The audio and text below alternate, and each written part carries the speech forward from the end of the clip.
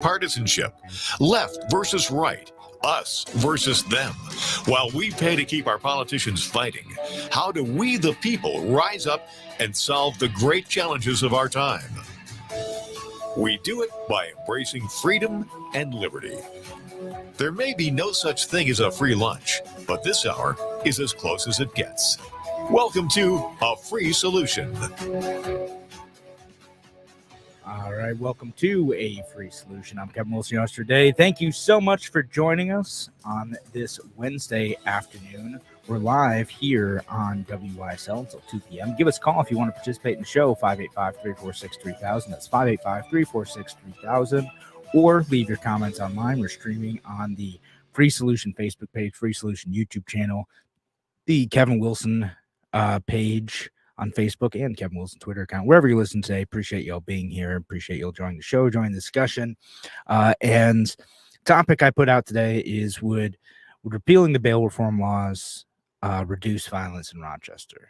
Would ending the bail reform laws reduce violence in Rochester? Because Rochester is on pace to have one of the most violent years in my state's history. Again, twice in a row. Like last year was a record-breaking year for the number of people who were killed, and something that we thought we left behind in the 90s, and we're on the same pace again this summer. I think last time I looked at it, it was also, I think it was 44 people had been killed. And plus, last Thursday, of course, we had a police officer who was killed in line of duty, Tony Mazurkowitz, and then another officer shot, Officer Singh, and also a 15-year-old shot in that process too.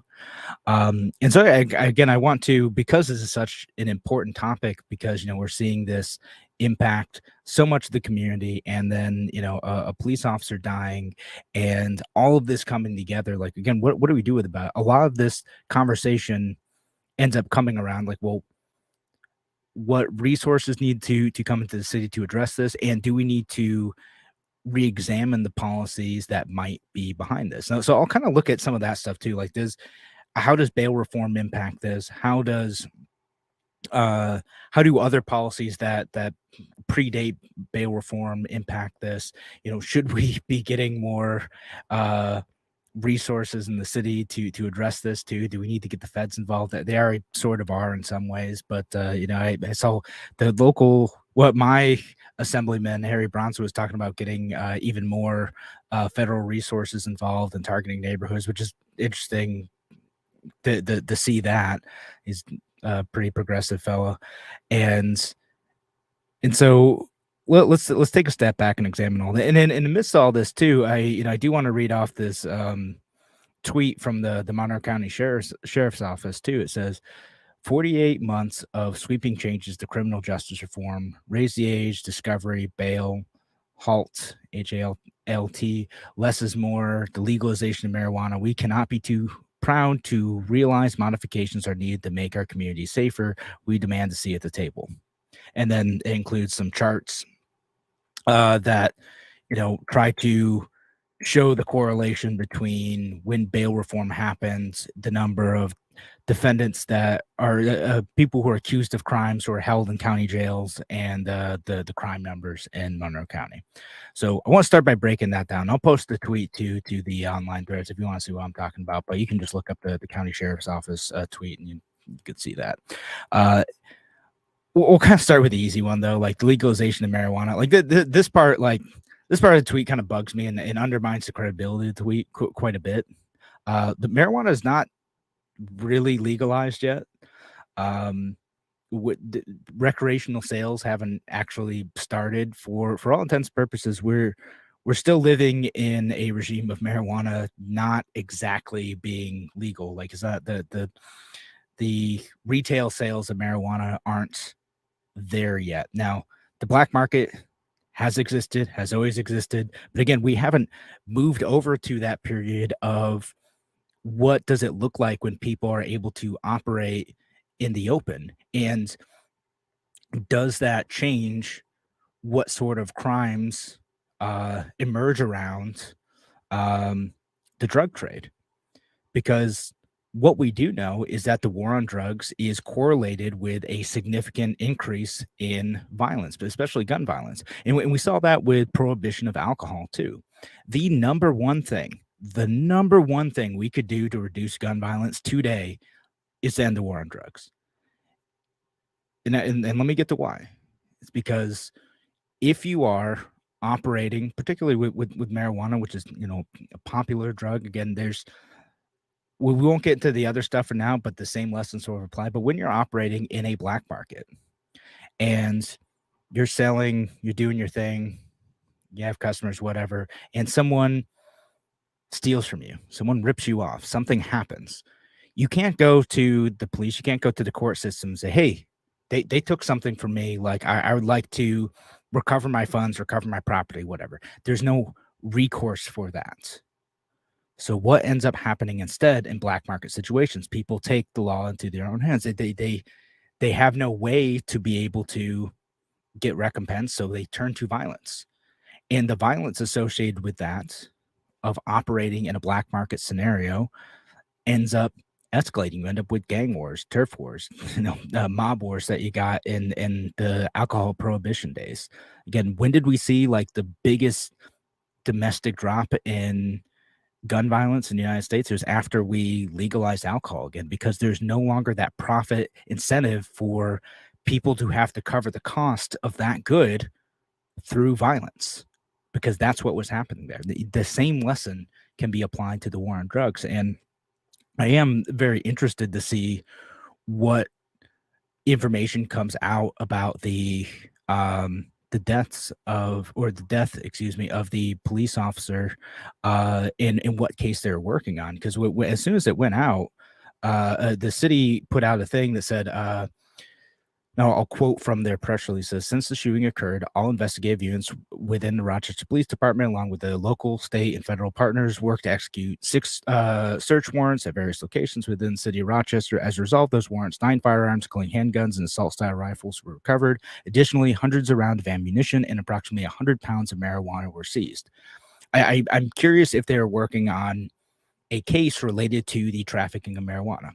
Now, I'm going to stop right here and say, some of you are going to misunderstand me and say like they're working on something that wasn't worthwhile. I don't know that they were almost certainly going after some legitimately bad people, because drug prohibition produces legitimately bad people who use violence to protect and further their trade. And that's what these officers may have been involved in stopping: people who are hurting others. The 100 pounds of marijuana thing is interesting because, again, if we had a truly legal market of marijuana here in New York State, which we do not yet, and maybe and even after retail sales are legalized, I don't know that we will, there would be far less profit incentive to operate in these black market settings that rely on violence for their trade to be successful and profitable. And so we see, again, deaths of community members, of police officers, so many people, because of the way we approach the war on drugs. And it's still happening with marijuana too, in many places, in places even where we're moving towards legalization. I don't know the exact details of this case. I don't know if it necessarily had anything to do with that, and they could be involved with a whole bunch of other nasty stuff. We'll see what ends up happening with this. And again, this isn't to say anything about that individual investigation. It's just that when we have policies that allow for underground markets to thrive, underground markets that rely on violence, we are going to get the deaths of many people. Again, innocent, not innocent, it doesn't matter. The deaths of anyone in these situations is a tragedy. And we're seeing the streets of the city where I live, city where many of you listening today either live or do business in or whatever, or have friends and family who live here. We're seeing our city torn up by this sort of violence. And a lot of it is done by a drug trade. And again, the answer to that isn't to, well, we got to go after their drugs harder. No, that's not. We've tried that for decades. We've tried it for so long, and it hasn't worked. The biggest thing that we can do to drop violence in this country is to pull back on the war on drugs, to end the war on drugs. That's the big policy solution that I want to talk about. And I'm not going to spend the whole show talking about this because I did promise to talk about the bail reform aspect of it too. We're going to talk about the bail reform, what some of the data says. We're going to talk about a few other things as well. Give us a call if you want to participate in the show. Give me your thoughts. 585-346-3000. That's 585-346-3000. We'll be back in just a few minutes. Talk to you soon.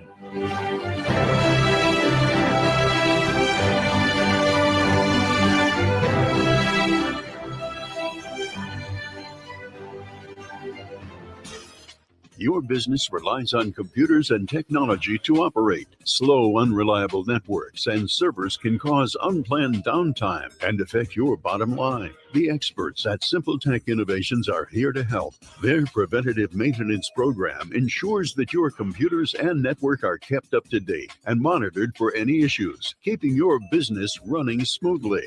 They also help clients achieve HIPAA, PCI, and New York State cybersecurity compliance to keep your network safe and secure. Whatever your business IT needs are, Simple Tech Innovations should be your first call. They've won the best in Rochester 8 years in a row and have an A+ Better Business Bureau rating. Call them today for a free consultation at 585-200-3182. That's 585-200-3182. Simple Tech Innovations.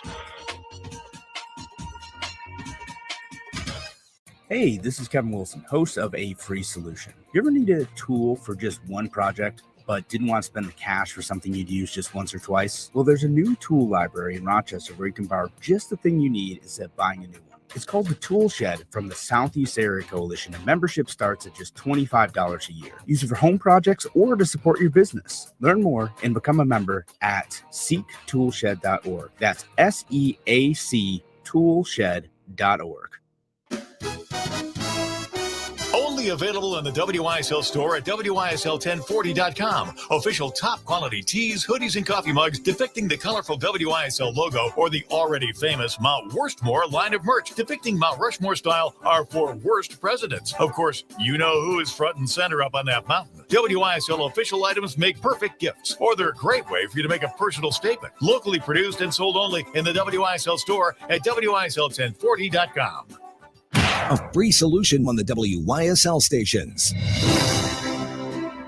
Welcome back to A Free Solution. I'm Kevin Wilson, your host for today. Thanks so much for joining us. Sounds like we have a caller on the line. Dave from Brockport. Dave, welcome to A Free Solution. Hey, Kevin, good show. I'm not calling to disagree with you. I'm just calling to assert my supposition that the craniorectosis most politicians suffer from isn't going to work out like you think it is. I have a friend in Chicago who happens to use marijuana as a recreational toy, and you can go to a dispensary, government authorized, licensed, all that, and pay just a little bit more than you can pay your local entrepreneur on the street corner. So the gun and gang violence hasn't decreased in Chicago by opening legal dispensaries. And you have to produce cash or a credit card at the dispensary where your entrepreneur on the corner, he might just take your word for it until he has to shoot you. So that's something to think about, that by taxing it as prohibitively as they have, they're not really getting rid of the street side drug dealer. Yeah, no, Dave, 100% on that. And we're seeing that in California, actually. Like they have taxed it so much, they've regulated it so much that the black market's stuck around for this. And we have this ridiculous bill that Chuck Schumer's trying to push through at the federal level. They'll do the exact same thing, but do it countrywide.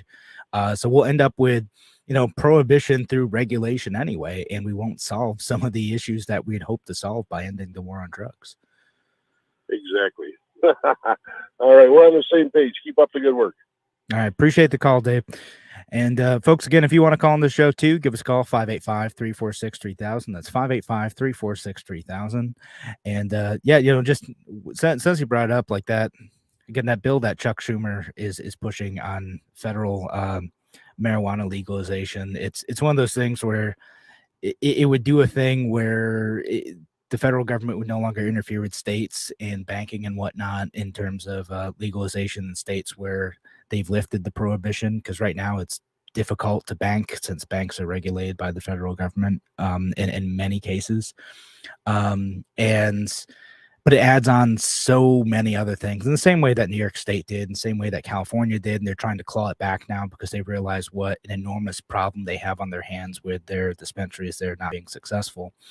And again, this is a product that people want. And again, if people want it bad enough, they're willing to go and purchase from someone without the government's permission, which I don't have any fundamental problem with, but you end up with issues where there is a lot of motivation for people to make a lot of money on this product, and that motivation with a lack of legal system to enforce disputes and issues with the sale of that product ends up with violence. Again, that's you can say that about a lot of things, and if we're concerned about, again, not is marijuana good or bad for you, that's not exactly the question I'm trying to answer now. It's not. It can be helpful in some respects, and then other respects it's not. But in the same way, like alcohol is not exactly good for you, but it should be legal. And we've seen the consequences of what happens when it is illegal. And the consequences are a lot more violence, both from gangs and escalating conflict between the government and members of their community, both operating within that market and people just trying to consume a product. And again, if we want to reduce that harm, we want to reduce the number of people killed, the violence, the conflict that takes place in our streets, ending the war on drugs is part of that solution. But as I said, I didn't intend to spend the whole show talking about that aspect of it, but I do think it is an important aspect of like what we're seeing here. And so I am interested to see like what the details of the case that the two officers are working on before Officer Mazurkowitz was killed, and what the heck was going through that 21-year-old's mind too. Like, man, I don't know. I don't know what drives someone to that point to do that sort of thing. And yeah, he's going away for a long time.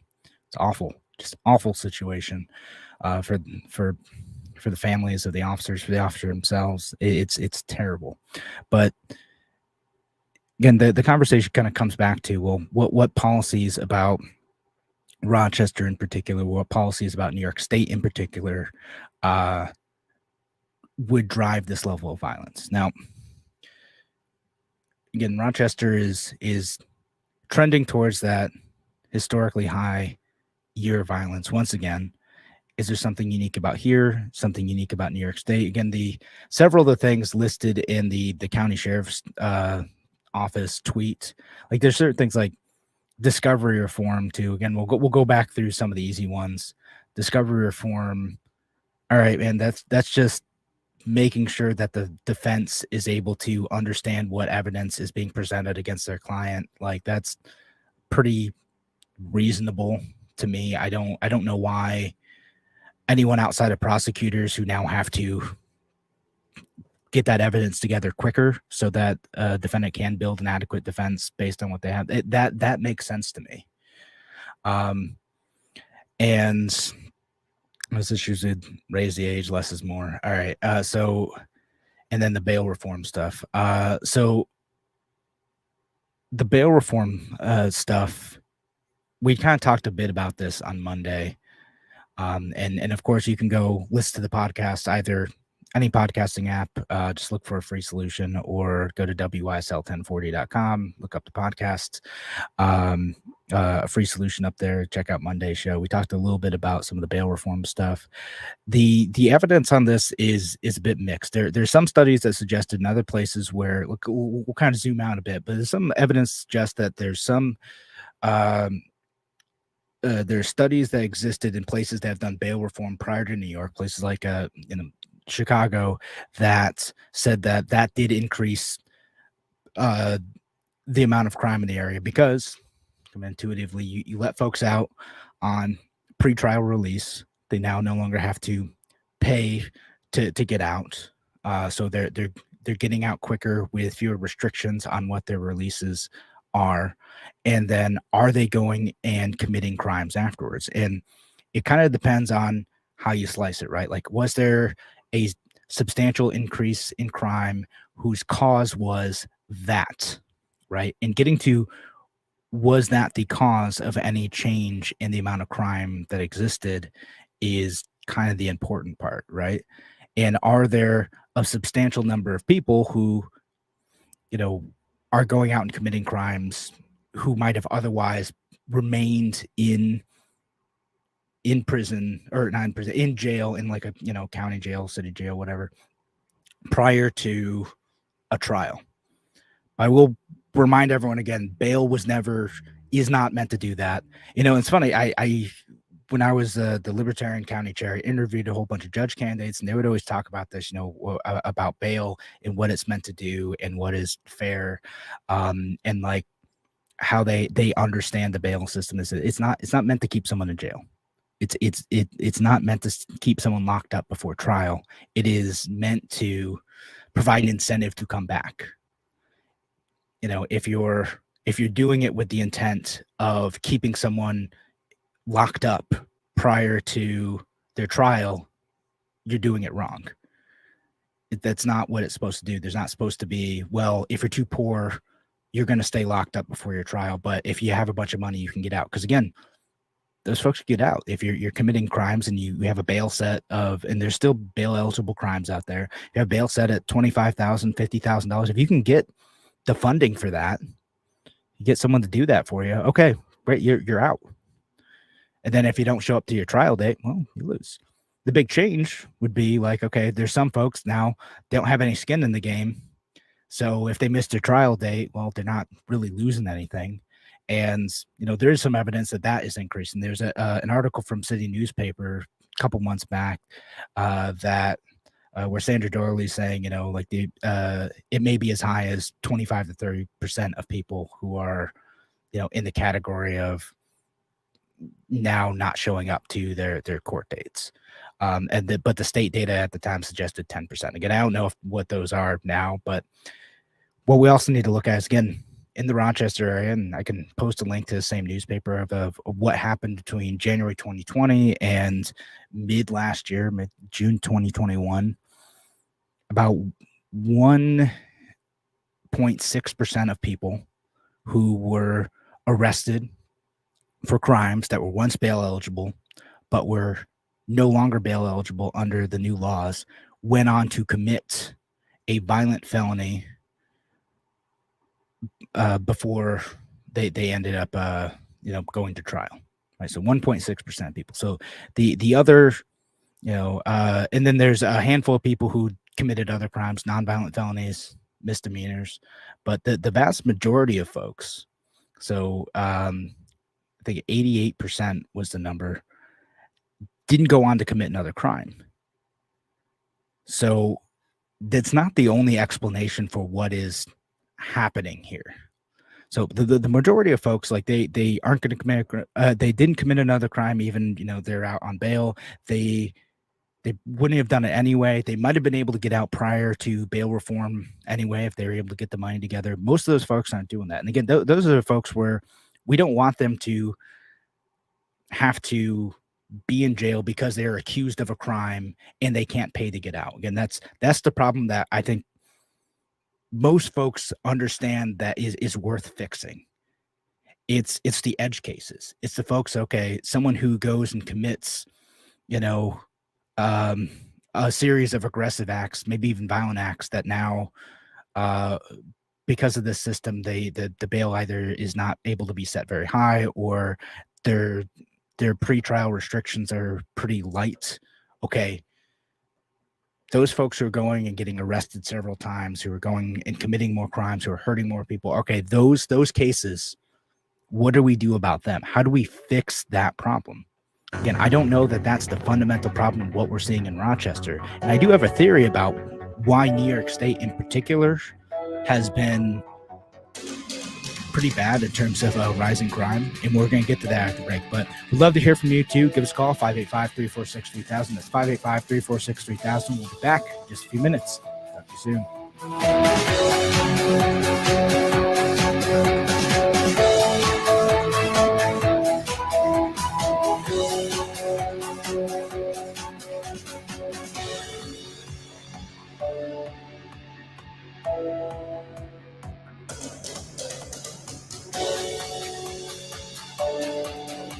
Celebrating 35 years.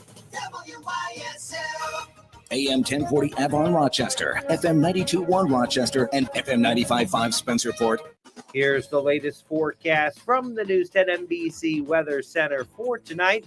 Mostly cloudy skies, turning warmer, more humid, an isolated shower or thunderstorm. Temps tonight will stay in the 60s to near 70 on your Thursday. Looking at an isolated shower or storm, especially in the morning, then partly sunny in the afternoon. Kind of a muggy day in the mid-80s on Friday, near 80 with sun and clouds, an isolated shower or thunderstorm. I'm Rich Cornelia, WYSL. Oh, those injury attorney ads. Hurt on your couch? Call 555-OUCH. It's kind of cute watching that injury attorney buying breakfast for a crash test dummy, but while fun is fun, there's nothing amusing about getting your life back together after a personal injury or a motorcycle accident, or when you need defense for a DWI charge. Christopher Johnson takes your case seriously, and you'll feel like you're his only client because when you meet with him, your case gets 100% of his attention. So instead of cute singing jingles and magic phone numbers, Fall out of a tree? Call 33333. write this number down and keep it with you. 585-415-3803. 415-3803. After all, Christopher Johnson knows you're no dummy. Get individual attention and integrity, experience, and expertise. Put the power of one on your legal team. 415-3803. Stay safe, be healthy, drive sober. Christopher Johnson Attorney, personal injury, car or motorcycle accidents, DWI Defense.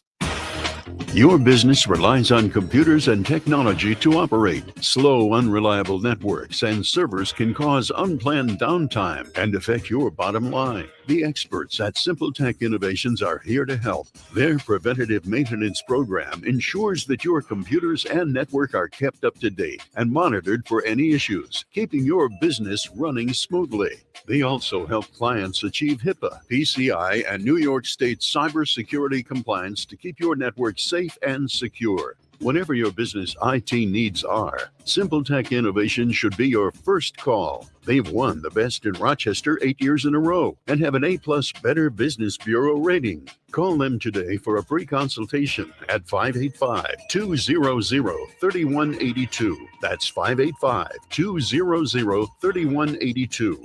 Simple Tech Innovations.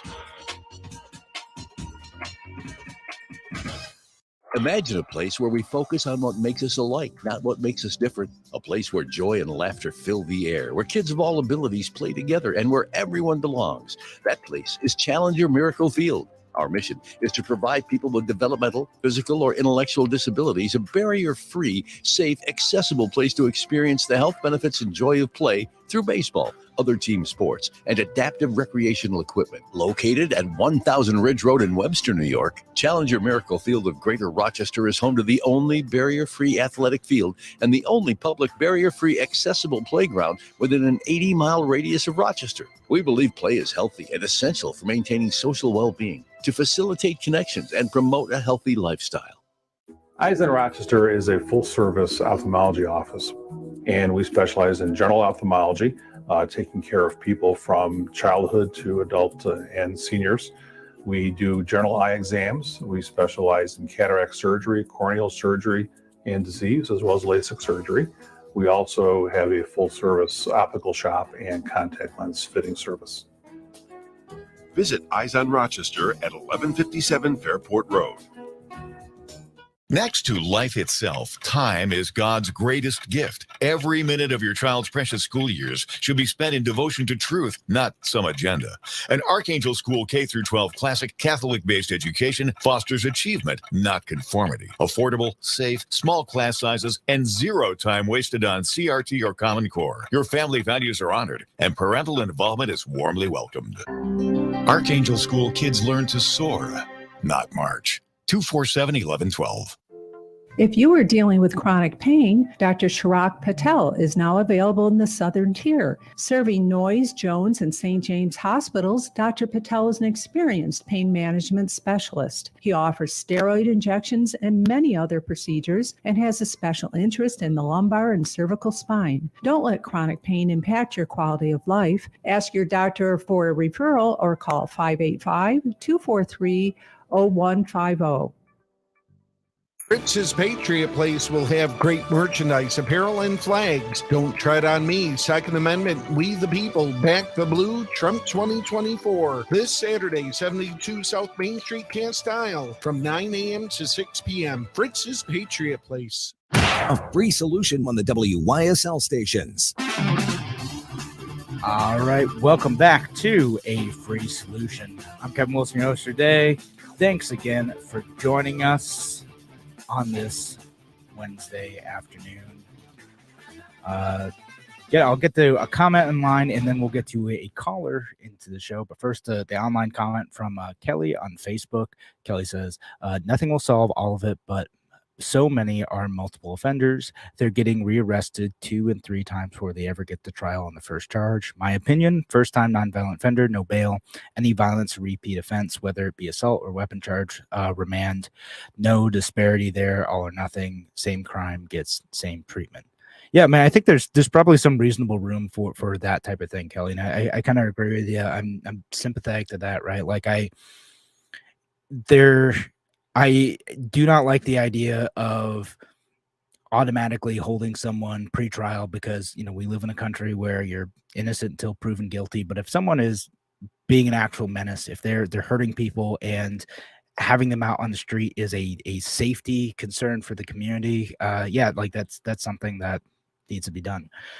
So in those cases, again, I think edge cases, but in those cases, like, we need to make sure we're taking a look at and making sure the system can address those. But let's get to the caller. Keith is on the line. Hey, Keith, welcome back to A Free Solution. Well, Kelly, whomever, stole some of my thunder, so I want to take it back to Monday when you hosted and make 2 points. The guy who attacked Zeldin, a veteran, you were saying, well, if there were programs for these people coming out with PTSD, then maybe this could have been alleviated. You were saying Zeldin should have made that his main point instead of bringing up bail reform. But between you, me, and the wall, he's a politician, and he's going to run with that to take on Holco, etc. My point I get is it. that he's a veteran, and we acknowledge that. And I guess personal problems, the death of his wife, and so on. But I'm going to say that because you're a veteran in this case, you don't get to have what I'm calling bad day, behavior day, and attack someone. And I guess he was drunk and so on. And people in the veterans community are already reaching out to him, depending on how his trial goes and so on. I have to say to you, Mr. Wilson, I think you kind of deal with life as you like to see it and not the way that it really is. Yes, in a perfect world, there would be programs set up for our returning veterans to the degree that this man, the attacker, would not have had to have done what he did.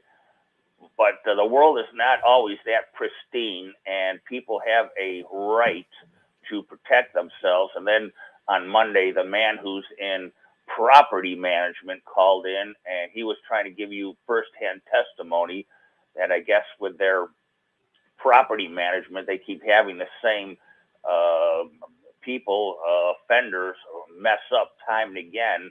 And as I heard you on Monday, you kind of placated him and downplayed his comments. And again, and I'm tying in with the comment from Kelly. That, I agree with them. Well, I think you were taking flack on Monday and being made to feel defensive. People were coming at you, and you said at least several times, I guess I'm not making myself plain insofar as me being heard. But people, in closing, have every right to have protection from repeat felons, and whatever definition is given to bail reform, it seems that these people are getting out, and I listened to the man in property management. He was exactly 10,000% correct. And that's the problem I have with libertarians. I'm not sure that your party could be counted on to really protect people insofar as really engaging in true law enforcement, that you kind of, again, go from a point that this is the way life should be and not the way it is.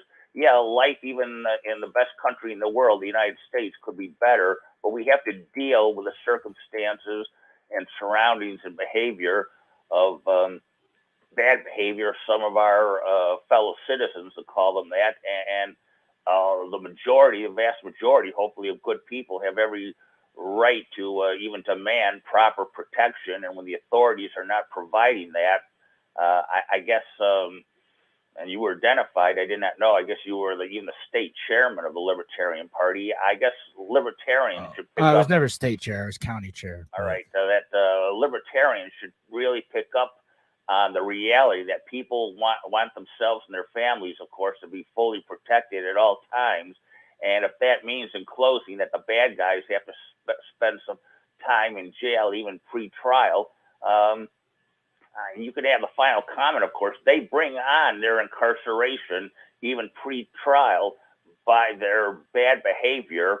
And again, more from Monday's show than today's. I wish you would have picked up on that. People were really coming down on you hard, that you just didn't seem to pick up that there's because of the short-sightedness of the Democrats in Albany and pushing these bad laws on our state citizens, people are naturally rising up in anger and demanding that bail reform.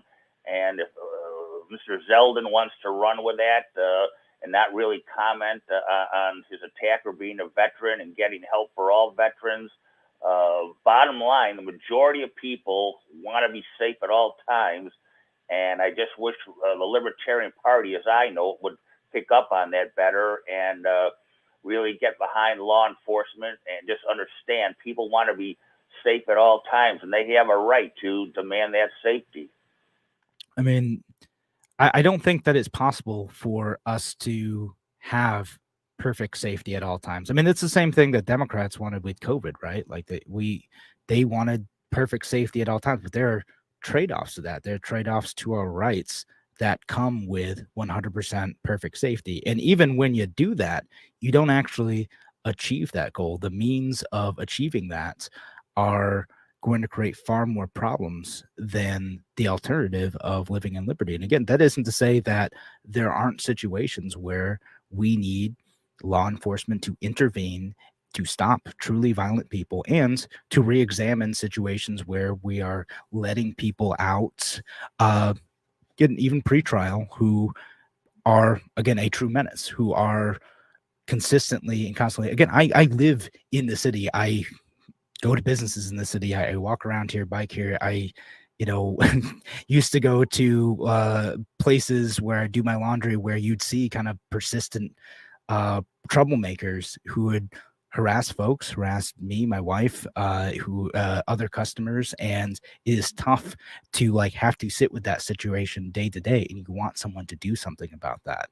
So again, if I came off this way on Monday, as being dismissive of that college crime, the property manager college crime, that wasn't my intention, because I get that, because I have to live with that situation. Now, in terms of a couple other things, Keith had mentioned here is, okay, is someone, who are they bringing upon themselves if they're accused of a crime and do that? Again, the accusation and whether or not they actually did something is kind of an important distinction, right? Are they actually guilty of that crime? Therefore, should they be held prior to trial if you are not aware of their actual guilt? That kind of matters, right? If someone is accused of stealing something, but they didn't actually steal that thing, and then they are held in a jail for maybe months before they get to trial because they can't get bail together, that's a problem. And again, that's not a hypothetical that happened to a teenager who went to Rikers Island and did that and eventually ended up killing himself, who was accused of stealing a backpack, did not, in fact, actually steal that backpack. And it ruined his life. So, like, again, there are cases like that's the trade-off. The trade-off of like, well, we're gonna to ensure perfect safety, we're going to like preemptively lock people up who are accused of a crime. The trade-off is ruining individuals' lives like that. Like that guy, young guy. So again, it's not cost free. That type of stuff matters. And then just in terms of whether or not we want to see the world as is versus how it ought to be, I don't apologize for wanting to move towards a better world. Like I don't think that we always have to deal with the situation as is. We do have to confront some problems head on, but we have to look forward to say like, okay, we have been doing it this way.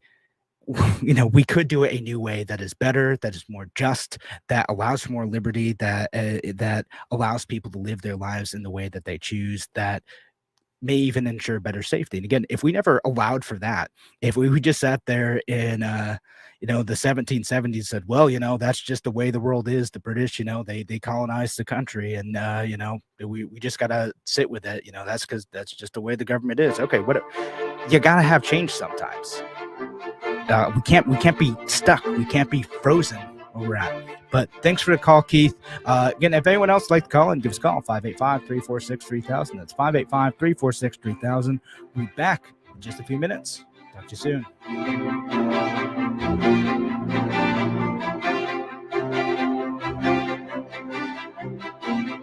Why do businesses choose to move their website from Wix and Squarespace to SimpleTech Innovations? Maybe it's their excellent customer service or attention to detail.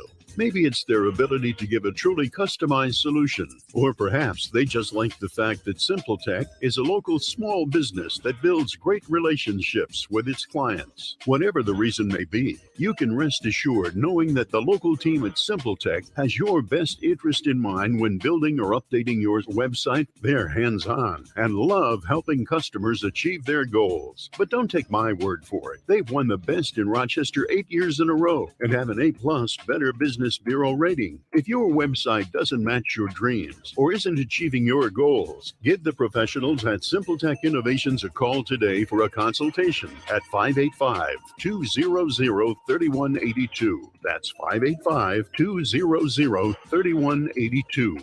SimpleTech Innovations.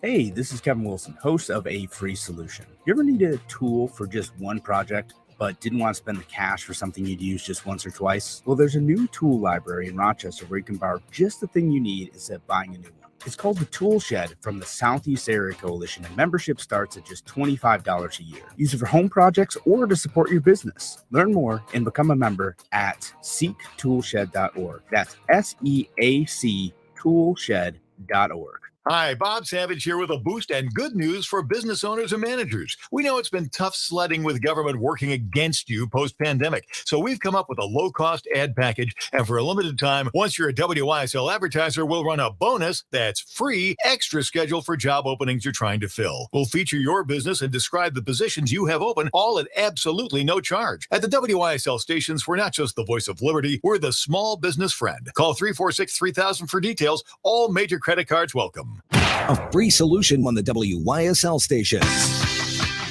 All right, welcome back to A Free Solution. I'm Kevin Wilson, your host for today. Thanks again for joining us. Again, we're live here until 2 p.m. Give us a call, 585-346-3000, or leave your comments online on Free Solution Facebook page, YouTube channel, the group, Kevin Wilson page, wherever. We got another comment from Patty on Facebook who says, violent crime, first offense, theft with a weapon, no bail. If you stole a loaf of bread, jar of peanut butter, and a banana with no weapon, why do you need bail? We need to look at cases and not lump everyone together. Yeah, and in fact, the law kind of does do that, Patty. Like there are still bail eligible violent crimes, and again, bail's not meant to hold folks prior to trial. That's like kind of a different sort of request, right? It's meant to incentivize people to actually show up for that trial.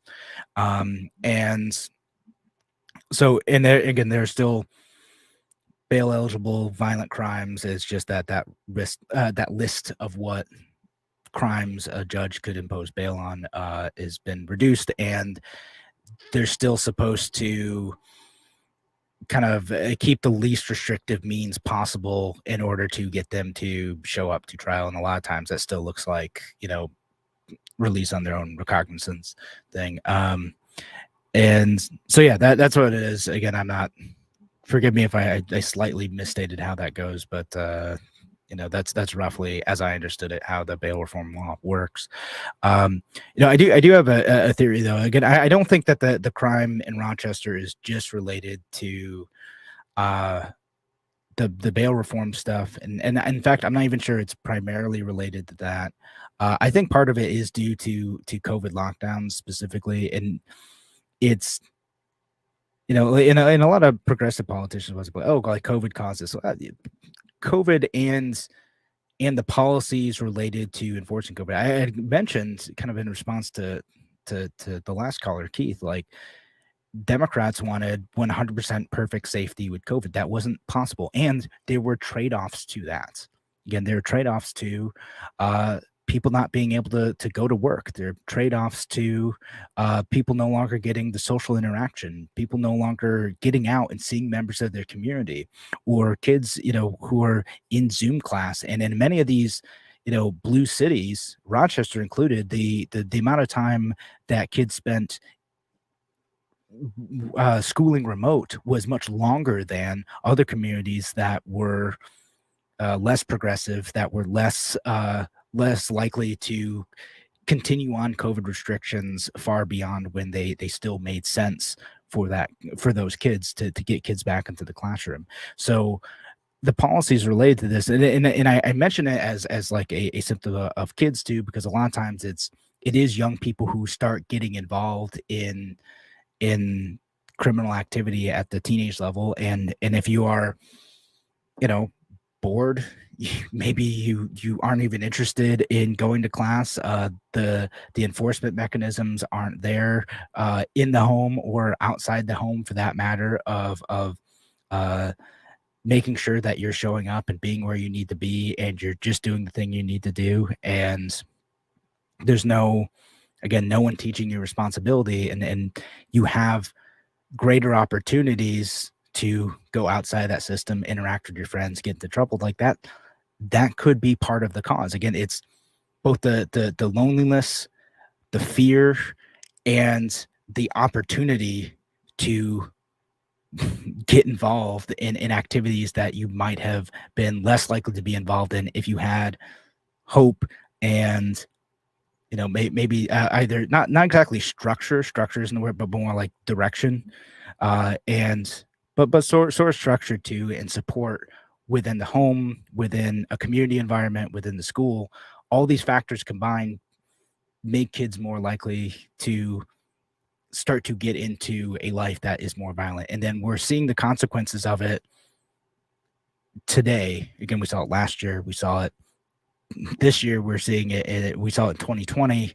I think all that stuff is related. Again, it's not that criminal justice reform might not be an element in this, although I think it's a bit overplayed because it is a salient political issue, because it's an easier thing to focus on. It is an easier problem to solve. Gosh, if we just solve this thing, if we repeal this one law that happened to be pushed by our political enemies, that's going to solve this problem. I don't think that that's going to be the case. And again, beware politicians who try to oversimplify it like that. And there are many politicians who don't. There are many people who understand that this is complicated, that this is messy, and that there are multiple factors at play. It is criminal justice policy. It is COVID policy. It is the policies that exist at the local level, plus the culture that exists, within the community that is specifically impacted by violence. And it's, I want to think about this in a complicated way, and that when politicians try to oversimplify it, they're just trying to sell you a bill of goods. They're trying to get the vote. They're trying to do that thing that I always accuse politicians of doing, just as like, trust me, I will solve this problem. I can do this thing. I can take action on this thing, and trust me, guys, it's going to fix the problem this time. It's it's probably going to be more complicated than that. And I don't think that repealing bail reform, that changing that, or in fact, the way some folks talk about it is it's not even just repealing bail reform. It'd actually be kind of taking a further step backwards and finding a way to find more reasons to keep people locked up prior to trial. Again, even if they are merely accused of a crime. And that's the problem, is that most folks aren't going out and committing another crime afterwards. And some of those folks are in fact innocent. They were accused of a crime, and when they get to trial, or if they oftentimes, unfortunately, or for better or worse, make a deal with, the DA, and they plead to whatever. A lot of those folks, they might not have actually committed a crime. So again, holding people before they've actually been proven beyond a shadow of doubt that they're guilty is not a good way to have that. Because think about this again. Think about this in terms of like the January 6th folks. Like some of the folks who are, there's some folks who went in there and they destroyed property and they messed around. And again, they played stupid games. They're going to win a stupid prize too. But some of the folks were just kind of wandering in, not really like doing any harm. And some of them got arrested. And imagine if we applied that same logic to those folks who are just kind of wandering in. They think, oh, I guess we can go in, whatever. And they were held indefinitely until because they're accused of rioting at the Capitol, and they're held until their trial for months away from their family, months away from their jobs, months away from any opportunity to be able to live their normal lives when they may not have in fact actually committed any crime, but they're accused of trespassing, they're accused of rioting. Okay. Again, try to think of this in your, not just the situation of the city of Rochester, but how do these rules apply to everyone? How do they apply to you? How do they apply to your brother, your sister, your children? That is important, because if they can be used to detain folks in the city, they can be used to detain you too. Don't think that won't be used against you. I mean, don't think that Kathy Hochul's government won't come up with let's say, a gun law that is unjust and can accuse you of violating that gun law, even if you haven't actually done it. And then they say, well, they are committing a violent felony by violating this gun law. So because of that, they could be held pre-trial until you have to go in and go through the whole process or negotiate with, your local district attorney's office to get you released from jail until they can prove you guilty. Again, you're being held pre-trial. That's the type of situation I think. That's why, I get that there are problems with the criminal justice system that we have, but when you apply those rules to other things, that's when you see that there could be more problems. And protecting liberty for everybody, even in some of these situations, is far more important than the illusion of perfect safety. We've tried this. Again, we had violence in the city prior to bail reform. We was already starting to trend in that direction. The problems were there. We had, we have violence that is not specific to New York State too. We're seeing it everywhere in other cities that didn't recently go through bail reform. I bet there's a lot of correlation between lockdowns and that. There's a lot of correlation between hopelessness and idleness that may be contributing to these situations we have rising violence. But so I'm not gonna give up on it. Again, I'm not gonna accept the simple solutions too. We're gonna keep talking about this in the future. We'll see what happens with all this stuff. But I do want to. I want to figure out what's the best way to approach this, and also look at this in a nuanced way. Thanks again for joining us here on A Free Solution. Have a wonderful week, folks. I will be back on Monday. Take care.